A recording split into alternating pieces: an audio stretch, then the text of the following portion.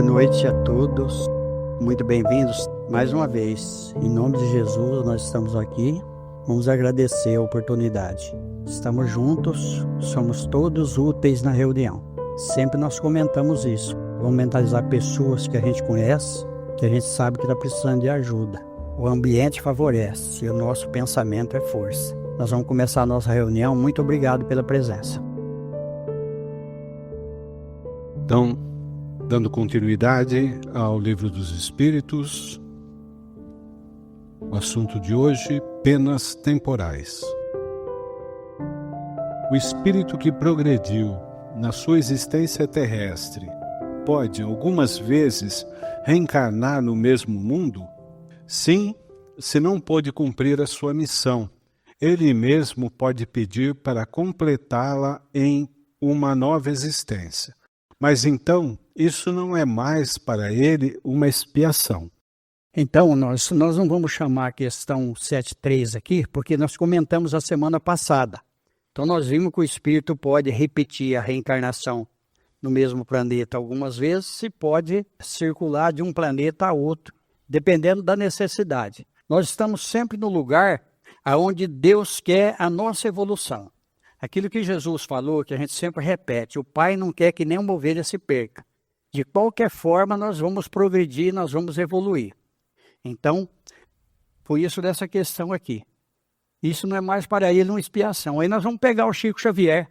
Por exemplo, o Chico Xavier, nós colocamos as reencarnações dele aqui na Terra. Então, ele reencarnou. Nós vamos ver isso no livro Obras Póstumas, onde o Kardec, ele vai dizer o seguinte: o Espírito Verdade disse para ele que ele reencarnaria rápido e que ele ia começar desde novo na mediunidade, na missão dele. Então, ele fez os cálculos lá que dava quando o Chico nasceu, 1910, mais ou menos pelos cálculos ali. Então, ele veio completar a obra dele, porque o Espírito Verdade falou: a sua obra ainda não está completa, mas você virá numa outra oportunidade para poder completar. Então, o que acontece? Para o Chico Xavier não era expiação. Para ele era uma missão, apesar do corpo ser frágil.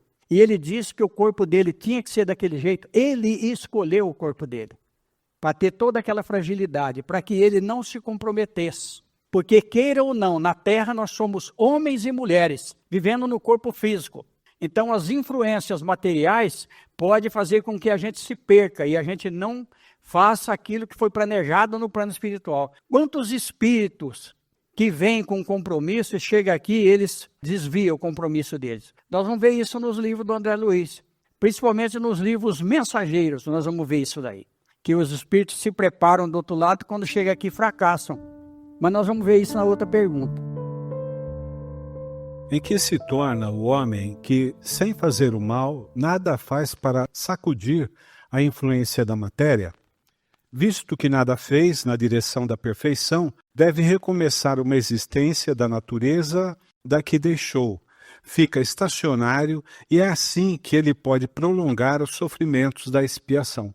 Olha só, a semana que vem nós vamos falar sobre expiação e arrependimento. Vai ser o assunto da semana que vem. Será que se a gente está expiando e se a gente se arrepende é suficiente? Não é suficiente. Nós precisamos expiar sem reclamar. Olha só, a gente precisa cumprir essa expiação, a gente precisa se arrepender, mas a gente precisa corrigir aquilo que nós erramos. Então, é expiação, é arrependimento e é acerto de contas. Porque senão não vai resolver nada. Não adianta eu me arrepender e continuar. E não fazer nada para ninguém. Então, isso está aqui, ó. Está nisso daqui. E aí nós vamos ficar estacionários e vamos começar uma nova reencarnação e vai prolongar os sofrimentos da expiação. Porque é muito difícil repetir. A gente sabe, acho que todos nós aqui fomos na escola. É difícil a gente repetir um ano que a gente já fez e vai ter que começar de novo.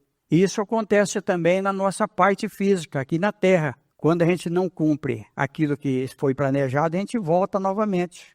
Então está aí dentro da doutrina espírita para nós. E é um apelo constante, uma chamada de atenção, principalmente a gente percebe muito nos livros do Emmanuel, da importância do trabalho. O trabalho que é um guarda-chuva das nossas ações, das nossas atitudes, no sentido do bem no sentido de realmente levar em frente a doutrina de Jesus. Então, eu acho que a sacudida que a gente tem que dar nessa nossa existência para poder evoluir.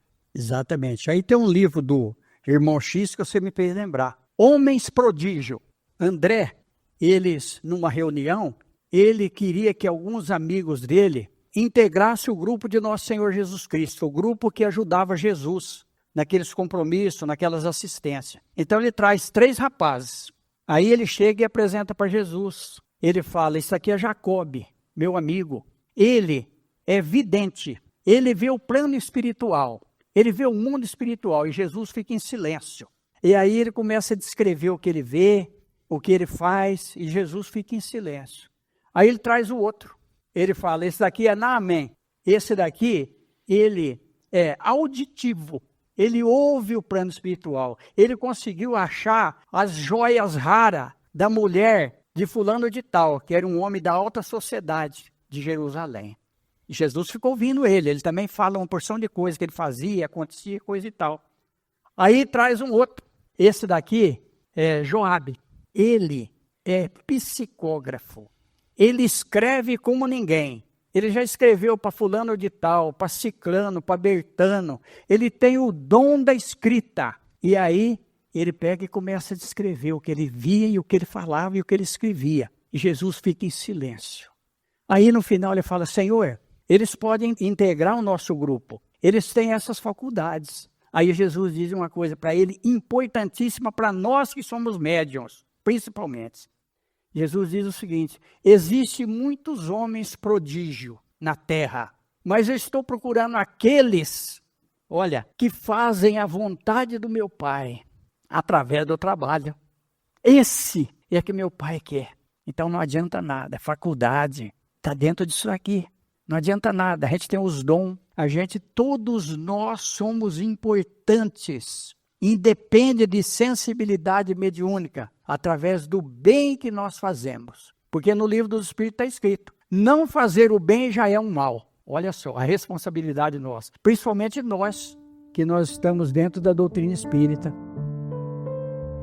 Há pessoas para as quais a vida se escoa numa calma perfeita, que não tendo necessidade de nada fazer para si mesmas, estão isentas de cuidados. Essa existência feliz é uma prova que elas nada têm a espiar de uma existência anterior? Conhece-as bem? Se o crês, enganas-te. Frequentemente, a calma não é senão aparente. Podem ter escolhido essa existência, mas, quando a deixam, percebem que ela não lhe serviu ao progresso, e então, como o preguiçoso, lamentam o tempo perdido. Sabei bem que o espírito não pode adquirir conhecimentos e se elevar senão pela atividade. Se adormece na negligência, não avança. Ele é semelhante àqueles que têm necessidade, segundo vossos usos, de trabalhar e que vai passear ou deitar com a intenção de nada fazer. Comentário do Kardec. Sabei também que cada um terá que prestar contas da inutilidade voluntária de sua existência. Essa inutilidade é sempre fatal à felicidade futura. A soma da felicidade futura está em razão da soma do bem que se faz. A da infelicidade está na razão do mal e dos infelizes que se tenham feito. Olha só, eu fico fascinado com esse livro. Então nós estamos vendo aqui que não adianta. Aí vamos ver uma outra mensagem interessante num livro do Chico Xavier, Irmão X, Mãos Enferrujadas. Nós vamos ver uma história ali, não vou entrar nas histórias, porque senão nós vamos estourar o tempo. Mas vamos ver uma história fantástica ali, Mãos Enferrujadas. Nós vamos ver a ociosidade de uma pessoa lá, que ela reclama, mas ela não fez nada. Então aquilo, não fazer o bem já é um mal. Nós conhecemos bem o outro. Muitas vezes nós achamos que o outro tem uma tranquilidade danada, de repente a gente fica sabendo que ele suicidou-se. Ele tirou a própria vida.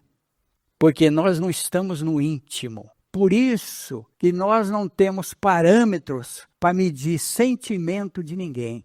E por isso que nós não devemos abusar do sentimento de ninguém também, porque nós vamos ser responsáveis por isso daí. Nós não podemos iludir ninguém, ninguém.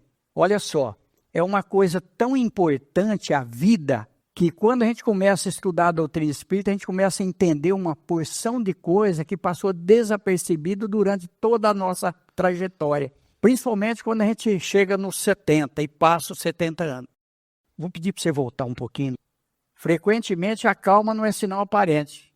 Pode ter escolhido essa existência, mas quando a deixam, percebe que ela não lhe serviu ao progresso. Então, como preguiçoso, lamenta o seu tempo perdido. Eu lembro do livro Libertação, do André Luiz, onde nós vamos ver um homem lá, porque eles estão numa região infernal. Ele chega lá numa região infernal, onde tem um governador severo. Tanto é que André Luiz, quando chega lá com os dois amigos dele, eles são presos, porque tinha uma entidade lá que media o íntimo de cada um que chegava lá. E quando ele chega perto de André Luiz e dos dois amigos dele, o aparelho não acusa nada. Ele pergunta: quem são vocês? De onde vocês vieram? Nós viemos para falar com Gregório, que era o governador lá. Eles já pegam eles e colocam eles na grade lá. Vamos esperar. Aí, eles têm uma audiência com o Gregório. A mando de quem vocês vieram falar comigo? Da sua mãe. Ó. Aí o cara estremece, porque a mãe dele era um espírito superior. O que a mãe faz para o filho? Tudo. Ela dá a vida dela para o filho. E olha só, eles com aquele aparelho, eles chegavam na pessoa e falavam: você é ladrão. Ele chega no homem: você é ladrão. Ele fala: não, eu não sou ladrão. Eu me aposentei novo. Eu cumpri todas as minhas obrigações. Ele fala: não, você é ladrão do tempo. Você comprou o tempo, você comprou o médico para poder se aposentar. Você é ladrão do tempo. O tempo é do Senhor. Você é ladrão. Ele fala com tanta ênfase que eles eram hipnotizadores, que imediatamente aquele homem corre para o meio dos ladrões. Então, olha só para vocês verem que coisa. Nós não devemos roubar o tempo, que o tempo é do Senhor. Aí vamos pegar uma passagem interessantíssima, bem interessante mesmo, de um outro livro, Jesus no Lar. Esse livro, Jesus no Lar, Isabel, mãe de João e de Tiago, estava muito admirada, todos estavam admirados de ver o que Jesus fazia. Jesus curava cegos, Jesus curava paralíticos, Jesus levantava praticamente aqueles que estavam mortos, todos ver os feitos de Jesus. Aí Isabel faz uma pergunta para Jesus: Senhor, o senhor tem algum talismã divino? Aí Jesus diz o seguinte: todos temos um talismã divino. O talismã divino é o tempo, que é precioso a todos nós. O tempo é o nosso talismã divino. Muitas vezes nós desperdiçamos o tempo. Nós perdemos a oportunidade na nossa vida, gastando o nosso tempo com coisas inúteis. Nós precisamos ter diversão, nós precisamos ter lazer, nós precisamos ter férias, ter tudo. Mas aí eu lembro muito do Chico Xavier, quando ele se preparou para ter férias. Aí o Emmanuel chegou e falou: mas férias de quê que o senhor vai ter férias? Porque ele já era aposentado, né? E ele queria descansar um pouco, porque era aquele tormento, todo mundo em volta dele lá, não dava sossego. Ele falou: férias é luxo. Nós estamos na terra, eu no plano espiritual, o senhor no plano físico, para trabalhar. Nós precisamos trabalhar. Tira essa ideia de ter férias. E o Chico Xavier sofria muito. Uma vez ele ganhou um piano. Acho que todos já sabem a história do piano. Ele ganhou o piano e uma moça falou: eu vou dar aula para você. E o piano era dos Pianos Brasil. Eles foram levar o piano para o Chico Xavier, ele colocou na sala e está ali esperando a professora. E começou a chegar gente doente para ele atender. Né? Aí o Emmanuel apareceu para ele e falou: o que o senhor está fazendo? Ele falou: o senhor não está vendo que eu ganhei um piano? Eu vou receber aula de piano? E esse povo que veio procurar o senhor? O que o senhor vai fazer com esse povo? O senhor não deve deixar de atender o povo por causa de um piano. A função do senhor não é essa. Você deu uma dura nele e o piano foi embora no outro dia. Então, olha só para vocês verem. Chico Xavier, mas é um missionário, mas nós temos as nossas funções que nós devemos exercer.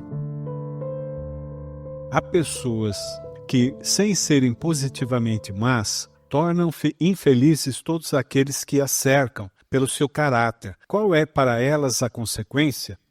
Essas pessoas seguramente não são boas e o espiarão pela visão daqueles que tornaram infelizes, e isso será para elas uma censura. Depois, numa outra existência, suportarão o que fizeram suportar. Olha que coisa triste, né? Vai ser chato, né? Então, às vezes a pessoa é tão chata que eu sempre comento. Ele faz um churrasco, paga tudo e não vai ninguém. Ele come a carne sozinho.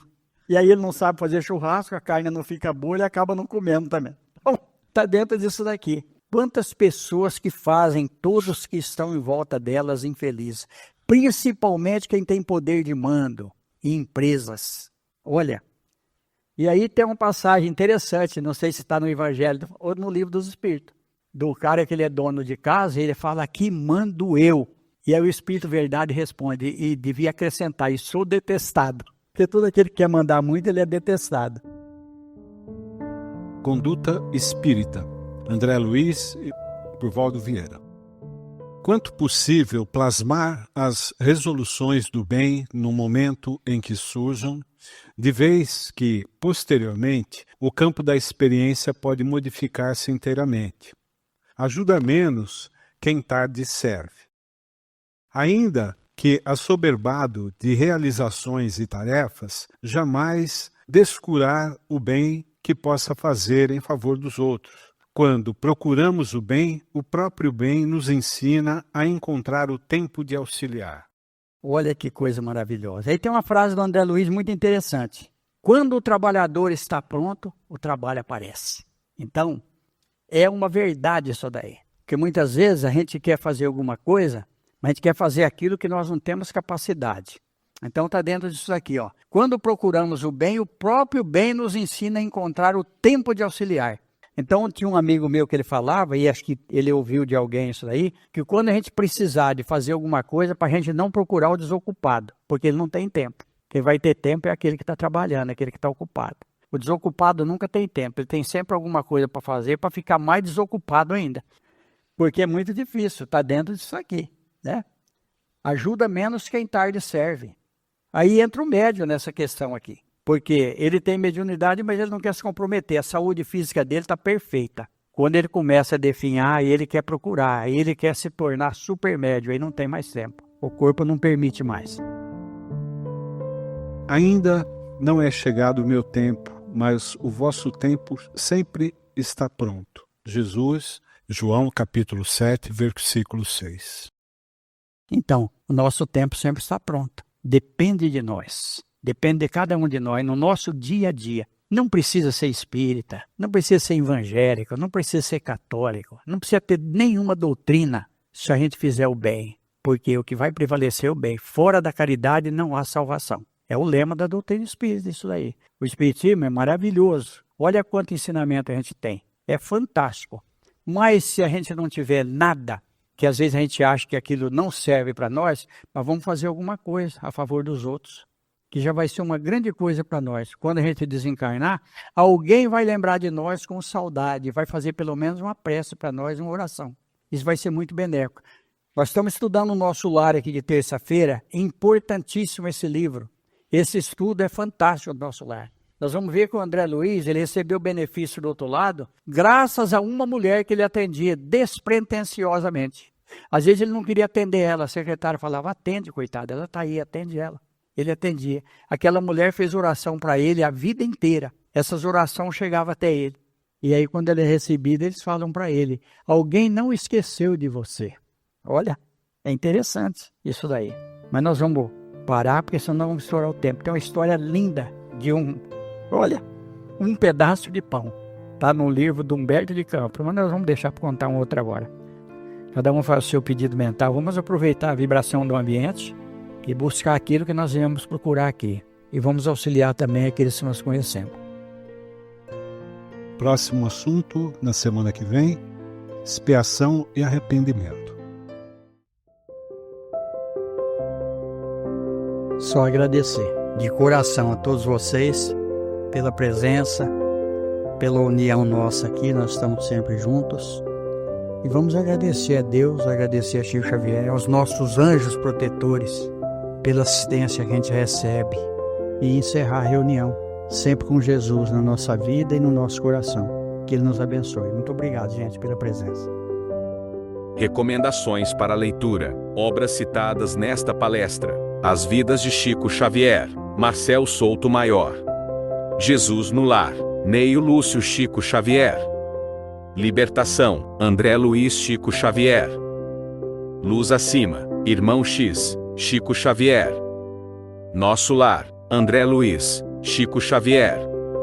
O Evangelho segundo o Espiritismo, Allan Kardec. O Livro dos Espíritos, Allan Kardec. Obras póstumas, Allan Kardec.